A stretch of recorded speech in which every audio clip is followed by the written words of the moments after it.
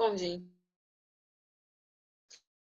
eu sou a Ju Oliveira, né? Juliana Batista de Oliveira. Eu sou guia de turismo e sou aluna do último período do curso de turismo da Rural. E vou mostrar para vocês agora o roteiro guiado que eu criei em 2018. Eu sou guia desde 2018. Uma Mulheres na História Carioca. Quando eu criei esse roteiro, foi assim uma necessidade que eu senti de contar, né, buscar, fazer um resgate da nossa história, né, enquanto mulheres, porque dos diversos roteiros temáticos que a gente tem, nenhum deles especificamente sobre as mulheres, lutas, conquistas e trajetória. E, bom, eu fui uma das pessoas que foi afetada, né, assim como muitos colegas na parte do turismo, e eu resolvi fazer uma adaptação, né, do tour para o ambiente virtual. Na verdade, eu fiz uma adaptação bem simples, né, para mostrar um pouco do que seria essa nossa história, né, o trajeto que eu faço. O meu tour é no Lago da Carioca, passando pela Praça Aqui, pela Cinelândia, e termina na Lapa, ali em frente à Sala Cecília Meirelles. Então, vamos começar a nossa viagem. Vou compartilhar aqui.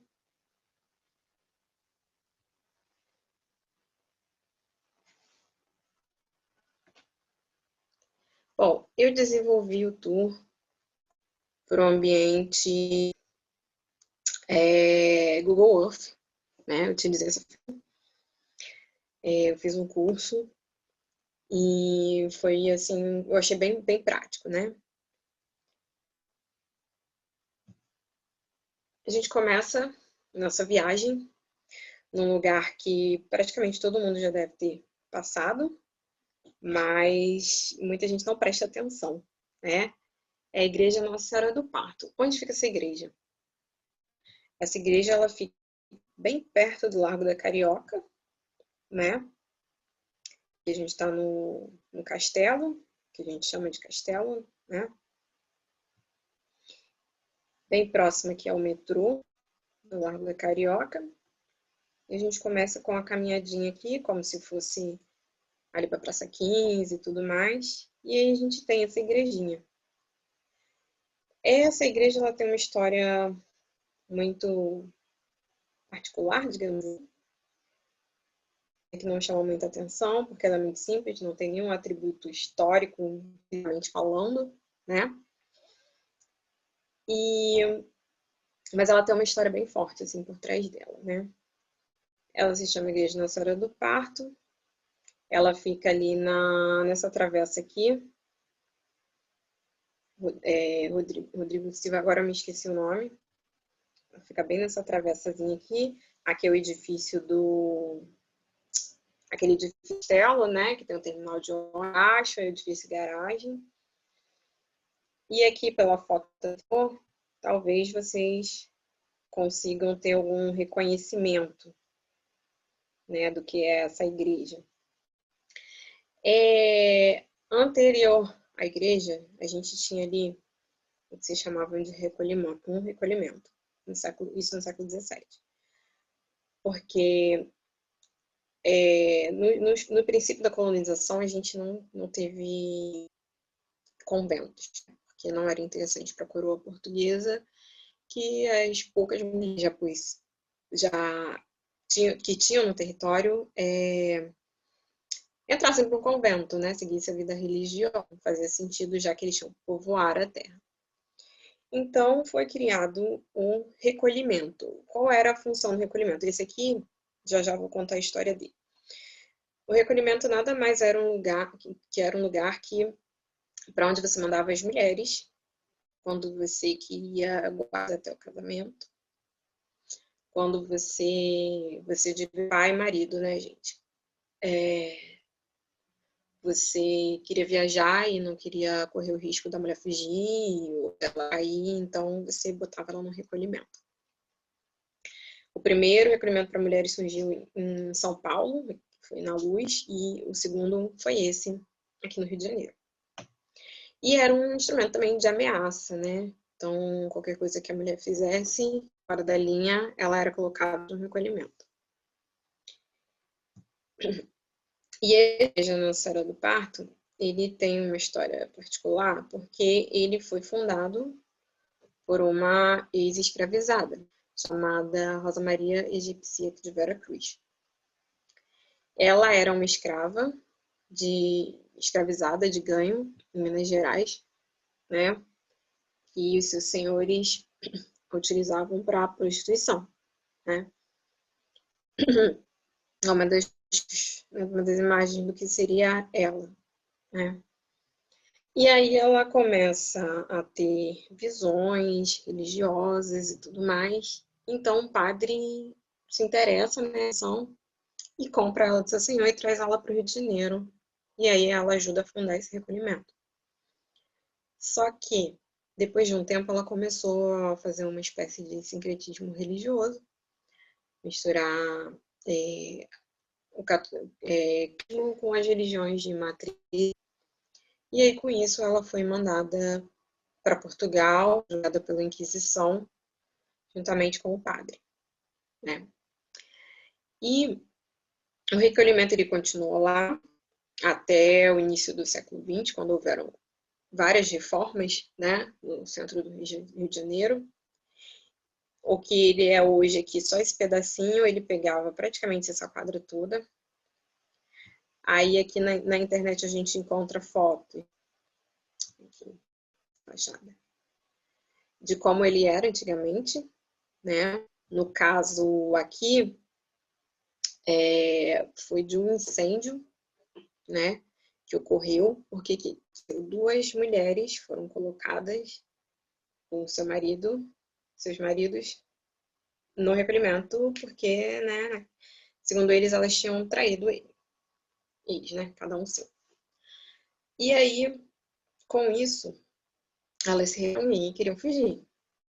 Foram buscar uma maneira de fugir e elas tiveram a ideia de botar fogo no prédio. E aí ocorreu esse incêndio, né, da foto. Só que uma delas conseguiu fugir e a outra não. Acabou morrendo. E o recolhimento, ele foi reconstruído e ficou lá até o início do século XX, como eu falei, né, quando vieram as grandes demolições, remodelação do centro. E sobrou só a igrejinha, né? A igreja de Nossa Senhora do Parto, que é uma igreja bem pequenininha e que você não encontra nenhum, como é que eu vou dizer, histórico, nenhum registro dessa história, né? De que ele era um recolhimento de mulheres, né? Enfim. E essa questão do recolhimento remonta muito ao que sempre foi, né? O que era a mulher na sociedade colonial. A mulher era posse do homem, a mulher não tinha autonomia, não tinha decisão sobre o destino. Então, ela também não tinha idade para sair à rua, né?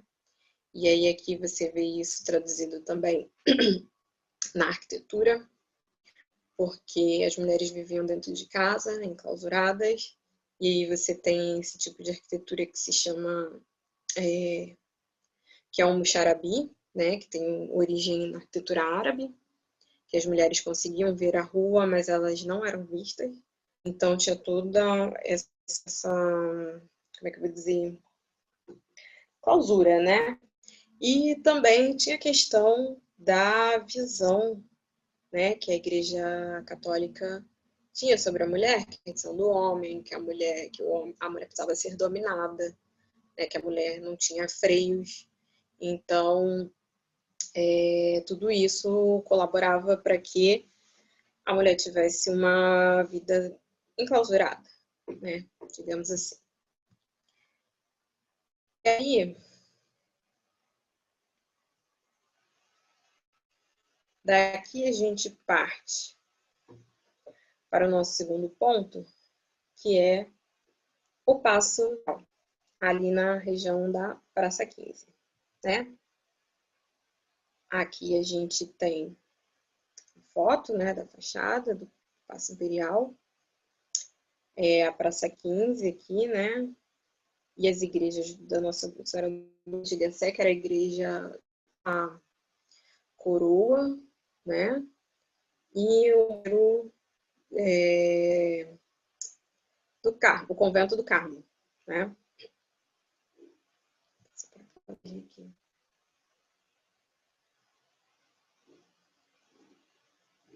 E aí, esse era um lugar, né, com a chegada da família, com a fuga, né, da família real em 1808 para o Brasil, fugindo de Dom João e a corte. Dom João VI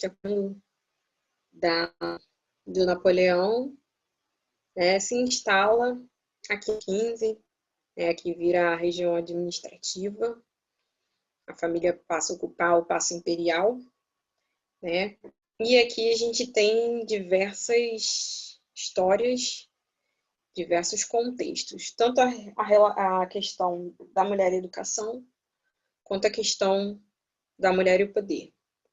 Eu vou começar falando sobre a questão da mulher e a educação, porque as mulheres elas têm direito, né, à educação formal.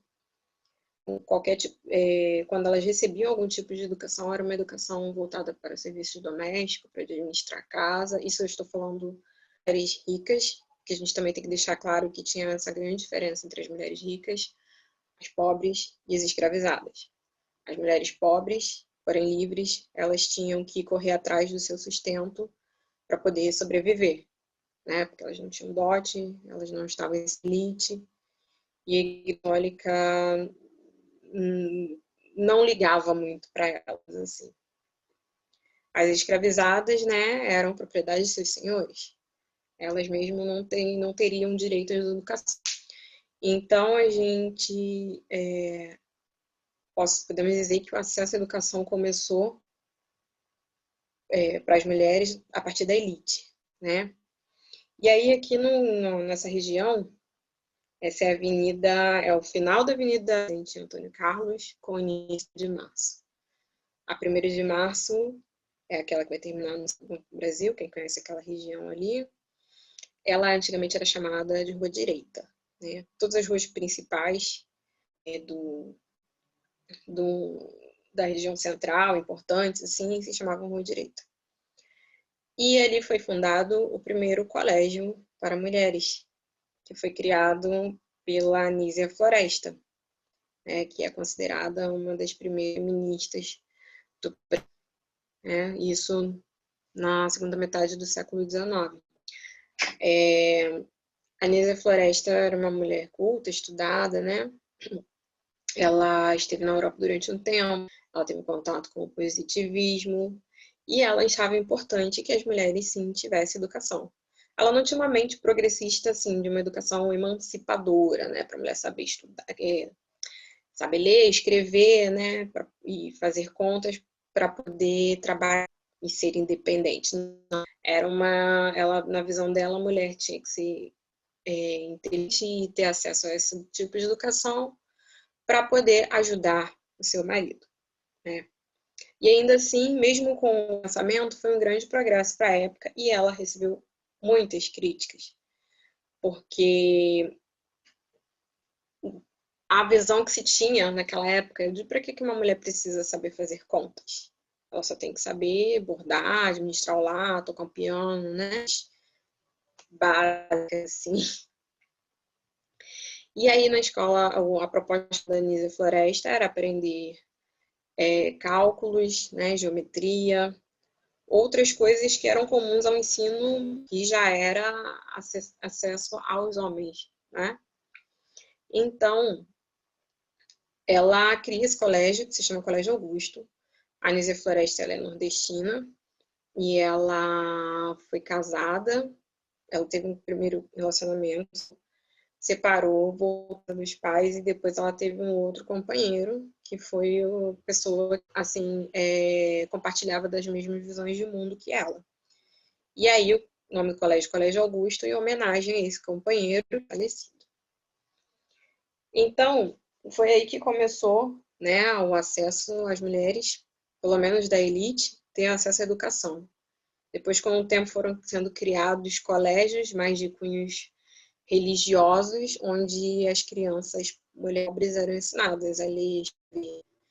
Na verdade, antes de ter esse colégio feminino, se a mulher quisesse ter uma instrução um pouco melhor, né, ter acesso a livros e tudo mais, a única forma dela fazer era entrando para o convento, né? E não eram todas as mulheres que tinham acesso ao convento. E aí a questão a questão do poder. Essa aqui é a fachada do Colégio Augusto, tá na internet, né? O colégio não existe mais, não se sabe exatamente sua localização, apenas que ele ficava ali na rua direita, né? Que hoje é a Avenida 1º de Março. E essa questão deixa eu voltar um pouquinho aqui. Essa questão de mulheres no poder, né? Quando a família real ela chega aqui no Rio de Janeiro, você tinha o príncipe regente, né, que era o Dom João VI, também era a monarca mesmo, era a Dona Rainha Maria I, conhecida como a Rainha Louca, Maria Louca. E ela vai ser instalada separado da família, né? Enquanto a família vivia aqui no Paço Imperial, ela foi instalada aqui no convento do Carmo, né? E aqui tinha uma ligação de uma passagem que ligava os dois prédios, né, para poder ter um acesso mais fácil, né, com a família de certa forma.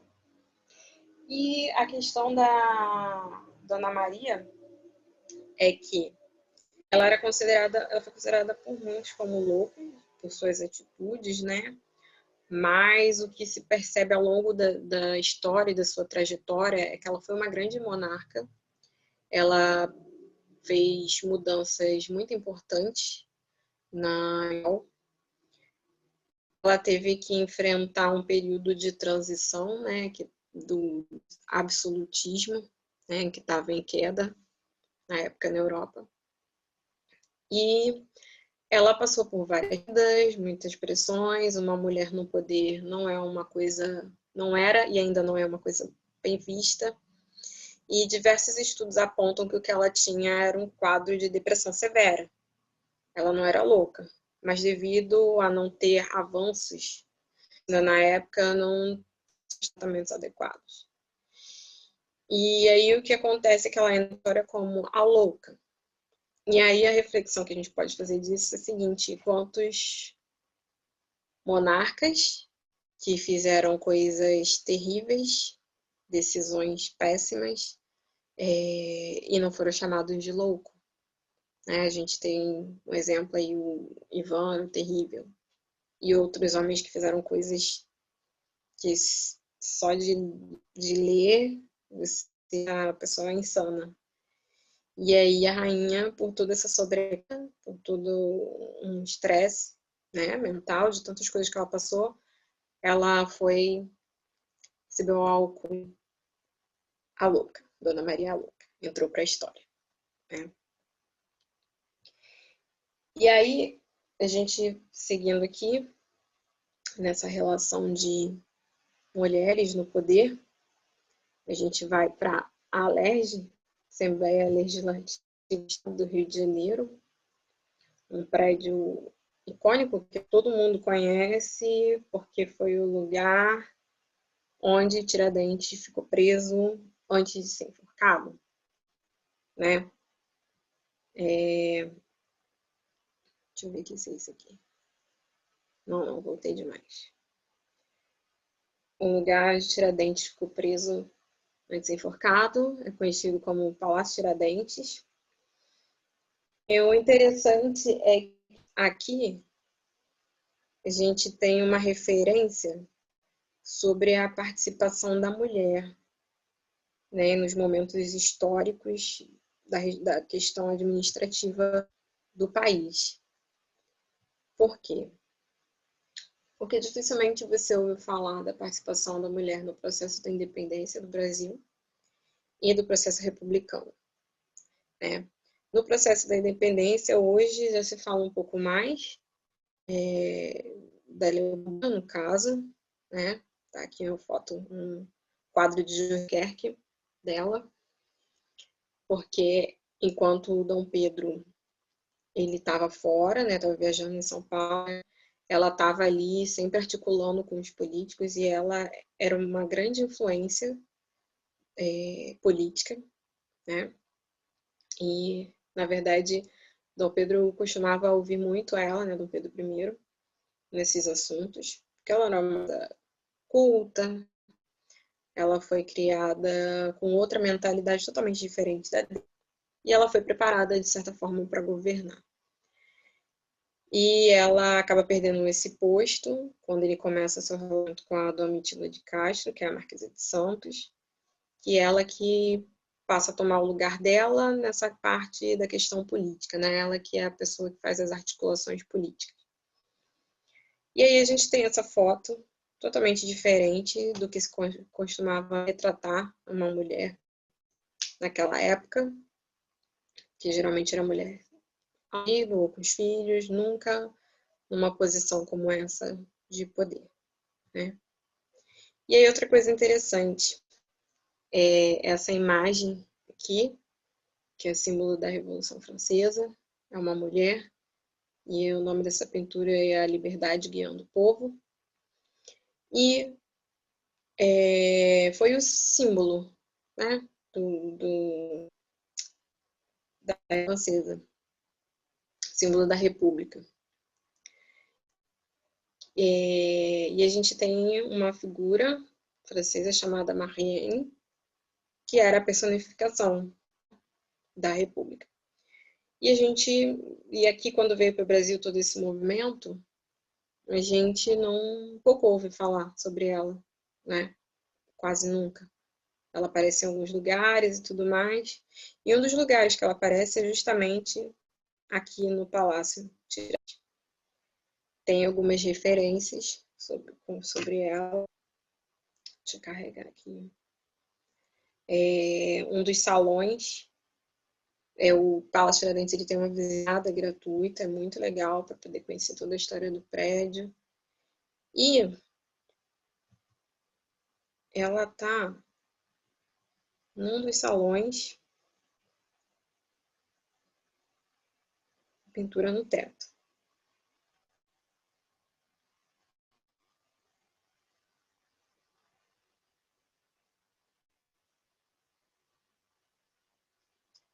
Vou carregar, tá lenta essa internet.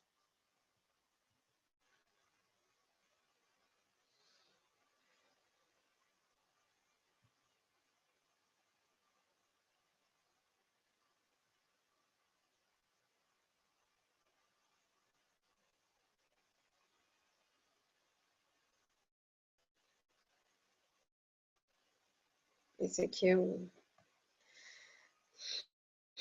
plenário, né, onde lá os nossos ilustres deputados votam dessa vida. E aí aqui, no Salão Nobre,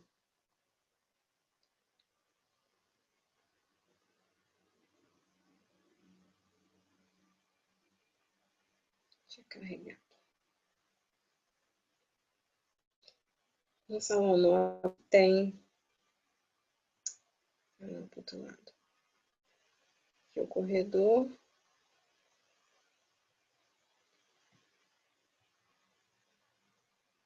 Pode entrar.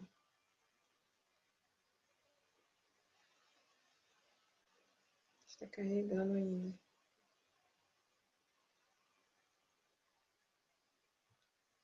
Salão Nobre.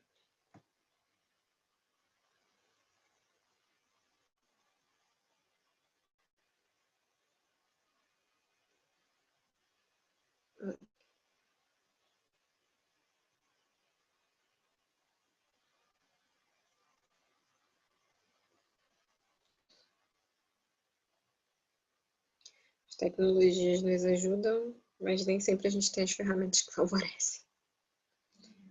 Meu computador é lento e minha internet também. Mas vamos lá. Ver se eu consigo pelo menos entrar.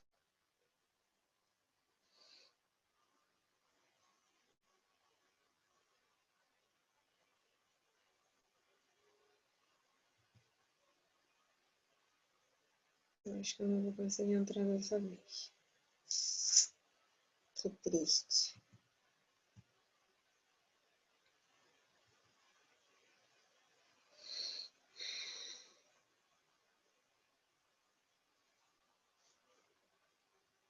Ah, carregou.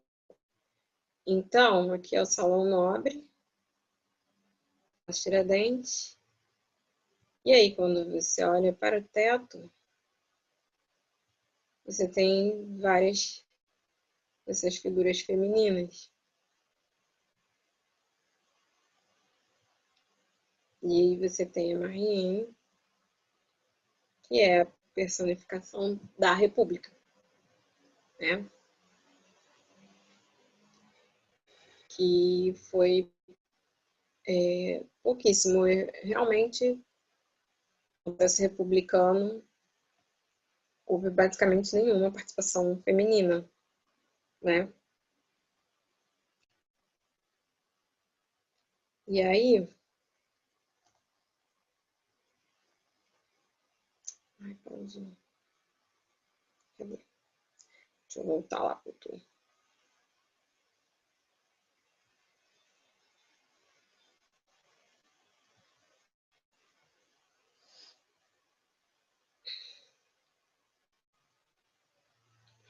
E aí daqui a gente vai para o segundo ponto do tour, que é o Centro Cultural do Poder Judiciário. Esse é um prédio que fica escondidinho ali por trás da Praça 15, né? Uma rua paralela aqui à Avenida Presidente Antônio Carlos, fica do lado do Museu Naval. E esse prédio é bem interessante, a fachada aqui é bem bonito. Porque ele sediou em 2019 uma exposição chamada Mulheres, a Hora e a Voz. Essas aqui são umas fotos que eu tirei da exposição, só tem aquela. Foi uma... Deixa eu ver se eu tenho aqui o coisa. Exposição, né, que teve, contando a história dos 30 anos da Constituição, né, brasileira, e como se deu a participação das mulheres, né, e a importância disso. E aí eles deram para a gente essa cartinha, né, que é a Carta das Mulheres à Constituinte, que as mulheres se organizaram, Carta das Mulheres Constituinte, porque um grupo de mulheres, né, se organizou para poder garantir que muitos direitos fossem assegurados a elas. Ao longo da nossa história, a mulher foi impedida de participar de vários processos, inclusive de votar, porque elas não eram consideradas cidadãs, e simplesmente por uma questão de nomenclatura. Hoje a gente já não dá muita importância. Você fala assim, tanto faz falar homem ou mulher. Falar o homem, que você vai saber que é o homem, e que é homem ou mulher, tá tudo incluído. Só que não é bem assim. Isso já foi uma brecha para que as mulheres fossem injustiçadas, né? Então, muitas das vezes foi deixado bem claro, homens de tal idade, de tal situação econômica, que podem votar ou que podem fazer tal coisa. E as mulheres, para evitar que isso acontecesse novamente, elas se reuniram no de lobby do Batom, né, para enviar essa carta assegurando os direitos, né, que os seus direitos fossem assegurados pela Constituição. E aí você tem a questão da família, né, do trabalho, da saúde da mulher também, educação, cultura, a questão da violência, né, apesar da Lei Maria da Penha só surgir depois, isso já era levantado naquela época, né? E, inclusive, e também tem uma visita guiada e tem uma sala onde ocorreu o júri do assassinato da Angela Diniz pelo seu companheiro Doca Street. Foi um crime de homicídio, não era classificado assim naquela época. E tudo correu de forma que ele fosse, como eu vou dizer, inocentado, ou pelo menos não fosse prejudicado, entre aspas, né? Então, o que aconteceu? Ele foi condenado, ficou pouco tempo preso, depois, por força popular, ele foi preso de novo, mas ele permaneceu encarcerado 3 anos no máximo, né? Não pegou nada para ele. E por isso que também esse prédio tem essa importância, né? Esse simbolismo e essa garantia, nessa tentativa de garantir os direitos, basicamente, especificamente para a gente, né? E aí, aqui,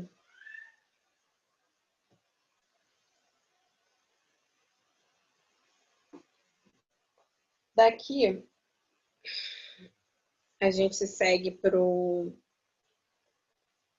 a Cinelândia, né? Aqui é um lugar muito conhecido de todo mundo também, temos prédios importantes, o Teatro Nacional, o Museu Nacional de Belas Artes, a Biblioteca Nacional, o Centro Cultural da Justiça Federal aqui, e aqui a Câmara dos Vereadores, né? Essa praça, na verdade, se chama Praça Floriano. E aqui, o que acontece? Essa época, esses prédios são todos contemporâneos, são do início do século, de 1909, 1910, na época das reformas do Pereira Passo, da Belle Époque, né, que eles chamam, que era na época que o Rio de Paris, e era uma coisa tão levada ao extremo que a segunda língua falada era o francês.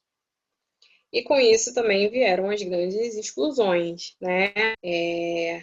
A higienização no centro, né? Colocando os trabalhadores, as pessoas pobres que moravam, jogando para as periferias. Então, foi uma época que ocorreu isso, um lugar completamente excludente.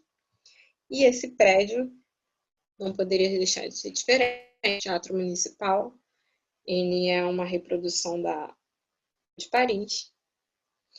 E aqui a gente teve um personagem muito importante no cenário artístico, que é a Mercedes Batista, né?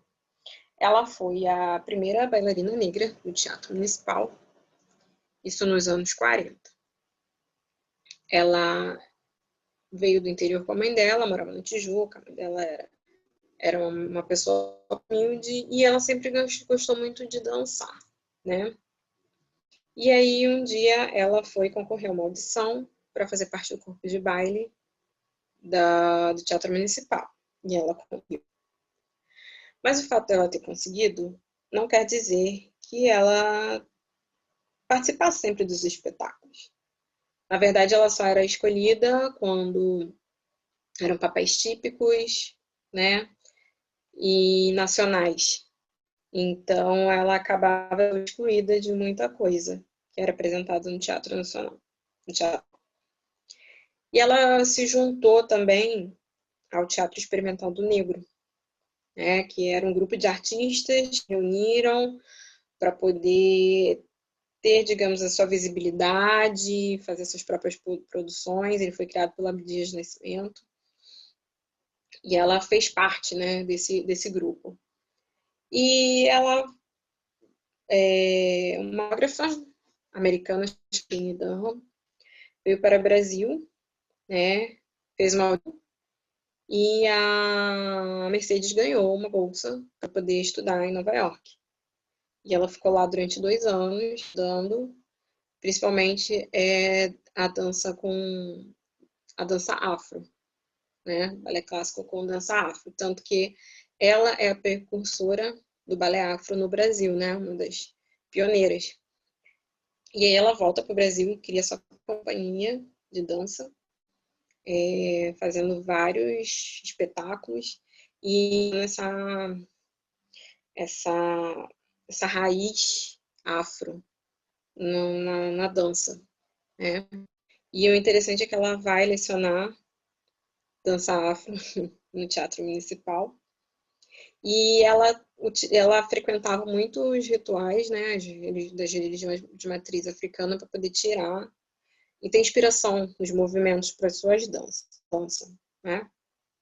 Ela foi uma bailarina e coreógrafa também de muito talento. Ela criou uma ala para o Salgueiro, que fez a escola ser campeã, né? E, bom, não existe nenhuma referência assim direta a ela no Teatro Municipal, mas você pode encontrar a estátua dela lá no Lago São Prainha, que é essa imagem aqui, que é colocado lá em 2014 uma homenagem póstuma a ela. Porém, eu acredito que ela poderia estar ali, no principal, servindo como referência, que você tem ali a estátua do Carlos me fugiu o nome agora do homem, gente. Do grande maestro, né, da música brasileira. E ela não está ali, né? Foi colocada no lugar.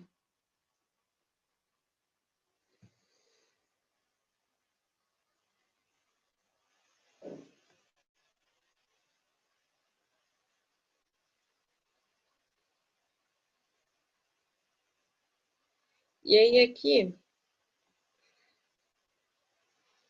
a gente já parte para a questão da leitura, né? No caso de exclusão explícita da mulher na literatura, que a gente tem a Academia Brasileira de Letras. Não sei se todo mundo conhece, a gente estava aqui no Teatro Municipal, né? Aí aqui você vem andando pela Avenida Rio Branco, aqui você tem a Santa Luzia, você entra na Rua México, se eu não me engano, essa pequenininha, e você sai aqui na Academia Brasileira de Letras. Ela é praticamente ela que é a que consegue ver o MAM, né, o Museu de Arte Moderna. E a Academia Brasileira de Letras ela tem uma história de exclusão já desde a sua criação. Por quê? Um grupo de escritores se reuniu no final do século XIX para criar o seu espaço, né, para reivindicar um espaço, né, para que eles pudessem trocar ideias, né, fazer seus eventos e tudo. E dentro desses 11 eram autores, tinha uma mulher chamada Júlia Lopes de Almeida. E ela estava nesse grupo, ela ia ser a fundadora. Porém, quando foi publicada, enfim, né, a criação da Associação da Academia Brasileira de Letras, o nome dela foi excluído, e no seu lugar, quem entrou foi seu marido, um poeta português chamado Finito. E é uma história, assim, bem explícita, por quê? Porque a primeira mulher a entrar na Academia Brasileira de Letras foi a Queiroz, 80 anos depois. Algumas mulheres já tinham tentado entrar antes e não conseguiram. Eles colocaram um registro bem explícito de que só poderiam se candidatar homens. Então, as mulheres estavam vetadas de participar desse espaço. Só que, quem era Júlia Lopes de Almeida? Lopes de Almeida é uma grande escritora que, além de ter sido deixada de fora, ela também foi invisibilizada, muito não, porque é muita redundância, ela foi invisibilizada da literatura brasileira. Ela era comparada a Machado de Assis, contemporâneos. E pouco se sabe, pouco se fala das suas obras, né? Ela tem um romance, um dos seus principais, assim, se chama Falência, que realmente, quando você vê traços ali de Machis, tinha uma influência, né? E ela era totalmente crítica à sociedade da época, né? Sociedade hipócrita, burguesa, racista, machista, e isso ela coloca muito claro no livro dela, que é uma família que vive sob as rédeas do patriarca e ele perde tudo e as mulheres têm que se virar para sobreviver sem saber, porque elas não estavam preparadas para isso, e nem eram preparadas, né? E falava muito sobre a educação da mulher, sobre os desafios de ser mãe, de ser esposa. Circulava muito no meio literário, muito. E ela foi excluída, né? Além de excluída, invisibilizada. E aí, quando a Raquel de Queiroz entrou na ABL, no seu discurso de posse, ela não colocou como se fosse uma vitória, uma mulher entrando na Academia Brasileira de Letras. Ela disse que se ela estava lá, porque é nobre, não por ser mulher. Mas muitas mulheres tão competentes quanto ela, antes dela, tentaram entrar e não sei. E aí vem um caso, né, agora de machismo e racismo, caso. A escritora Conceição Evaristo, ela se candidatou, né, na verdade, ela foi impulsionada a se candidatar a uma das cadeiras que estavam vagas, né, lá ela tinha sido homenageada pela FIP, isso em 2018, e vagou uma cadeira de um cineasta que tinha morrido. E aí começou o movimento das redes sociais, dizendo que ela tinha que se candidatar, né, para ser a primeira mulher negra na Academia Brasileira das Letras. E ela foi lá, escreveu uma carta de próprio punho, se candidatando à cadeira. Porém, o que aconteceu foi que ela não ganhou. Quem ganhou foi o Cacá Diegues, né? E a gente que ainda continua sendo uma instituição bem prudente, assim, machista, porque não teve nenhuma mulher negra até hoje a ocupar a cadeira. E somente 7 em toda a história da BL ocuparam cadeiras lá, né? Então, é bem excludente, sabendo que a gente tem muitas escritoras boas, nem Cecília Meirelles, né, que é a nossa poetisa mais famosa, Clarice Lispector, nenhuma delas ocupou cadeira na BL.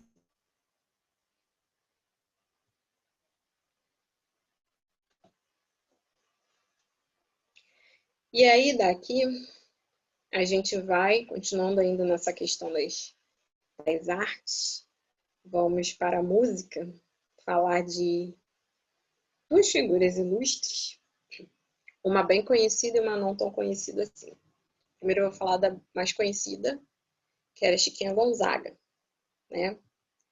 Chiquinha Gonzaga, compositora, primeira maestrina do Brasil, compôs a primeira marchingal, e ela tem uma história assim de superação, assim, de conquista.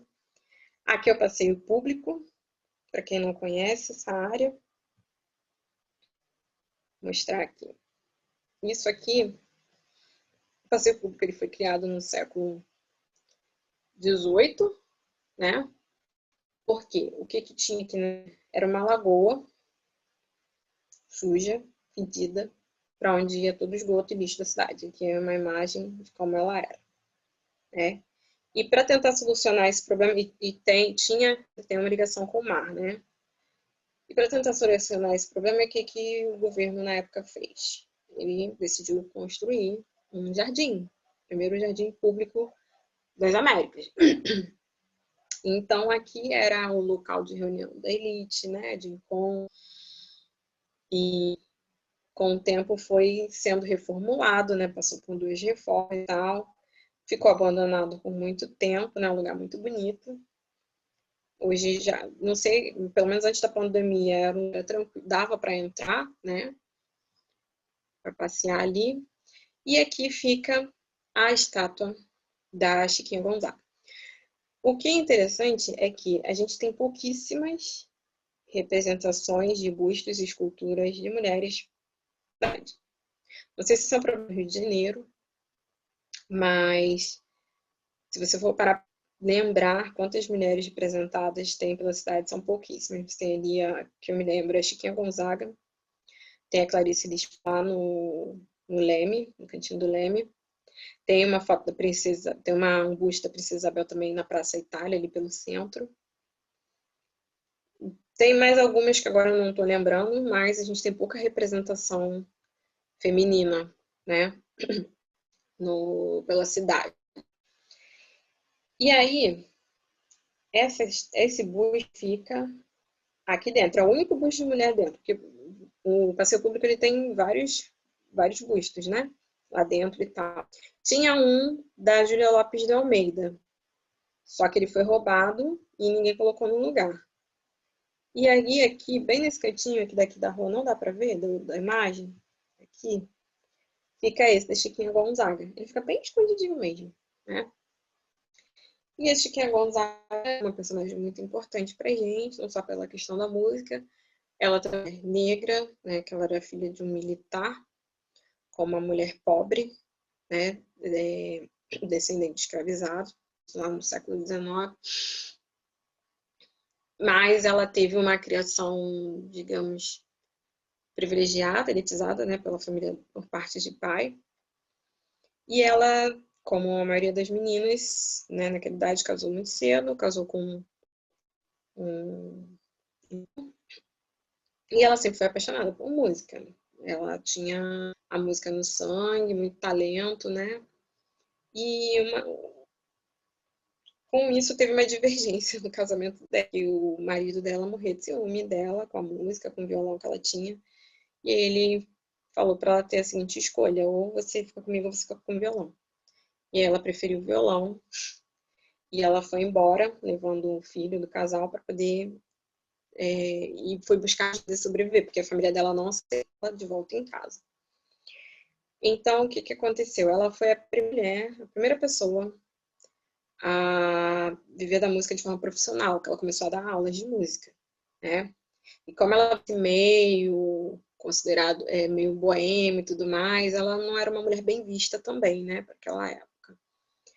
E ela criou o machixe, que é a mistura da polca dos salões, que era música aceita pela elite, né, e o lundu, que era da transição ali das matrizes afros e tal, e era um ritmo que chocava completamente a sociedade, né. E ela foi uma mulher que, né, levou sua carreira, né, teve sucesso, criou sua primeira marchinha, o Abre Alas, e ela teve um companheiro que era bem mais novo que ela, que foi o último companheiro que ela teve, diferença de quase 20 anos de idade, ela tinha 50, ele tinha 18, e eles viviam como mãe, né, porque seria um escândalo naquela época uma mulher da cidade, até hoje a gente sabe, né, que olhariam torto para uma mulher que tivesse com cara de 20 anos. Uma mulher de 50, no caso, ou 40, ou de 30. E ele foi a pessoa que mais incentivou ela, ele era um admirador dela e foi responsável por preservar, né, o seu legado. E ela tinha muito, que era chamada Nair de Tefé. O sobrenome provavelmente não é estranho, porque é a filha do Barão de Tefé, né, o grande empresário do café, diplomata e tudo mais. Mas ela era uma mulher muito independente, ela era atriz, ela foi a primeira caricaturista do Brasil, né? E ela tinha sua companhia de teatro, e ela foi a primeira dama frentona, assim. Ela foi casada com Hermes da Fonseca, presidente do Brasil. E foi o presidente a se casar durante o mandato, né? Ele ficou viúvo e foi passar uns dias em Petrópolis, que é onde ela morava. Eles se conheceram. Ele ficou apaixonado por ela e eles se casaram. Todo mundo pensava que ela não ia casar, porque ela já tinha passado dos 30 e tudo mais, ela era muito livre, mas ela se apaixonou por ele também e eles se casaram. Então, acabou deixando o ofício dela de caricaturista, de lá de fazer as charges, aquela coisa do humor político, ela não era de bom tom para uma primeira dama fazer isso. Mas a veia artística dela, né, tava, e ela organizava os saraus no Palácio do Catete, né, que era onde eles viviam. E justamente num desses saraus, ela tocou uma das músicas da sua grande amiga, que era Chiquinha Gonzaga, chamada Corta Jaca. Isso foi motivo de ataque da oposição ao presidente Hermes da Fonseca, porque era uma música de cunho político, né? E era de ritmo que não era aceito pela sociedade, né? Era um machista. Então, ela foi muito atacada por causa disso, né? Mas era uma mulher que, apesar dessas restrições, ela conseguia colocar sua personalidade e o que ela pensava, né?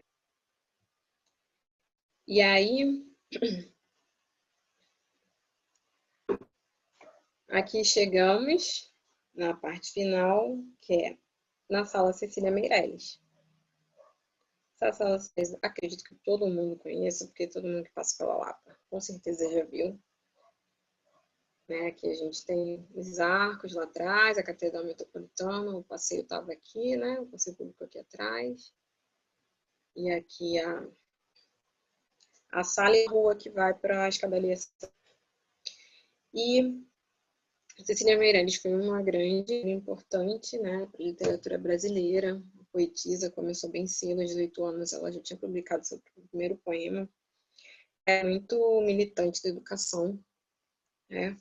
Viajante também, ela escreveu várias de suas obras, são de suas viagens. Aqui no Brasil, ela viajou para Ouro Preto, viajou pela Europa também. E ela, apesar de não ter ocupado na Academia Brasileira de Letras, ela ganhou o prêmio do BLAC, que é da Academia Brasileira de Letras, né? E ela é referência mundial na literatura brasileira. Ela é referência, né, na literatura brasileira e também na literatura mundial. Ela também deu aula fora do Brasil, né, nos Estados Unidos, na Índia. Aqui a gente tem uma foto dela, não existe nenhum busto sobre ela. E esse prédio deu esse nome em homenagem a ela, porque ela era muito amiga do Carlos Lacerda, que era o governador na época. Isso foi em 1964, quando inaugurou. Esse prédio ele ficou em reforma durante muitos, né? E não tem também nenhum registro de quem era Cecília Meirelles, do porquê que o prédio tem esse nome, né? Sorte que ela é conhecida por ela mesma. E assim aqui a gente finaliza, né, o tour falando um pouco, essa foi a história, né, das personagens, né, que fizeram a nossa história. E, bom, com questão à roteirização, é muito interessante. Eu acho que qualquer lugar que você pegar, assim, tem uma história. Você pode criar um tema. Você pode falar sobre alguma coisa da literatura, da música. E esse roteiro mesmo foi uma construção bem de coxa de retalhos, né? Fui pesquisar quem são as grandes, as conhecidas, vamos buscar as desconhecidas, como é que dá para linkar isso? O que essa parte da luz também, do trajeto, né? Um trajeto que faça sentido, que você não dê muitas voltas, que esteja uma coisa perto da outra, enfim. E assim é que acaba nascendo um roteiro legal, né? Você tentar contextualizar dentro do que você tem, como você vai trabalhar a sua temática, né? Enfim, espero que vocês tenham gostado de conhecer um pouco sobre a história das mulheres e estão todos convidados a fazer o tour presencial, que já faltam as atividades, tá bom?